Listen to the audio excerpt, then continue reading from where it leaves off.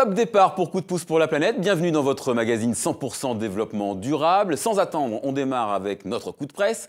Un trafiquant d'ivoire à l'ombre en Afrique du Sud. La ville de Nantes qui passe en mode vert. Et puis l'île de Tylos en Grèce qui prend son envol énergétique. Tour du monde de l'info écolo, signé Mathieu Sarfati. C'est une petite île bourrée d'énergie. À Tylos, 500 habitants en pleine mer Égée, toute l'énergie produite sera renouvelable dès la fin septembre grâce à des éoliennes et des panneaux solaires. Objectif de ce petit territoire de 65 km², l'indépendance énergétique, une première en Méditerranée. Des panneaux solaires sur votre toit et pourquoi pas, à Nantes, dans l'ouest de la France, un simulateur gratuit vous permet de savoir si votre logement est éligible à l'énergie solaire. Le but pour la ville, tripler le recours aux énergies renouvelables d'ici à 2030. C'est un jugement qui devrait faire réfléchir. 20 ans de prison pour trafic de cornes de rhinocéros. Une peine prononcée par un tribunal d'Afrique du Sud contre un braconnier. Dans le pays, ce trafic atteint des niveaux records pour ce business très lucratif.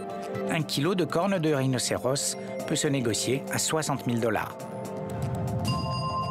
Ce n'est pas parce qu'on fait un métier de tradition qu'on ne doit pas se mettre au goût du jour. La preuve avec ces vignerons du Québec qui ont décidé de chauffer leur cépage à la géothermie. C'est une première mondiale et c'est le coup de pouce de la semaine. C'est un reportage signé Catherine François et Cécile Archer.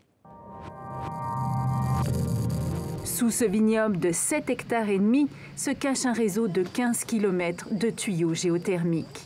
Ils permettent de maintenir les pieds de vigne à une température de moins 10 degrés maximum l'hiver et donc de cultiver des cépages qui ne supportent pas les températures extrêmes de l'hiver québécois. On est les seuls, pas seulement au Québec, mais au monde, on est les seuls à utiliser cette technologie-là.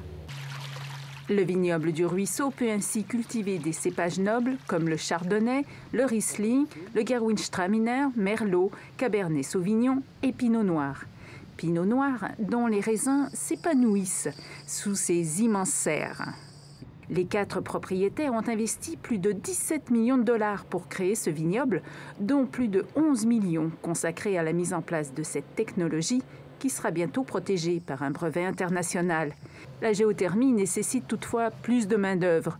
Le vignoble emploie une dizaine de saisonniers et une trentaine d'employés réguliers. Le vignoble du Ruisseau a ouvert ses portes l'an dernier, mais il produit déjà 65 000 bouteilles par an, vendues au domaine ou en importation privée. Le carton rouge de la semaine est attribué à 90 entreprises, 90 groupes spécialisés dans le pétrole, le gaz, le charbon, le ciment, parmi lesquels Exxon, Chevron, Shell ou encore Total. 90 noms d'une liste établie par l'Union of Concerned Scientists, une ONG américaine. D'après sa dernière étude, ces 90 entreprises sont responsables de 50% de la hausse des températures, de 30% de l'élévation du niveau de la mer, de plus de 60% des émissions de CO2. Mais on imagine que leurs cours de bourse, eux, n'ont pas trop souffert. Une image de résistance pour finir, celle de ces militants écologistes qui font rempart de leur corps pour protéger la forêt de Białowieża. Dernière forêt primaire d'Europe, elle est censée être protégée par l'UNESCO, sauf que Varsovie a donné son feu vert pour son exploitation l'an passé. La Commission européenne a mis son grain de sel en assignant le gouvernement devant la Cour de justice de l'Union européenne, sauf que le temps de la justice est plus lent que celui des industriels, alors les abattages continuent.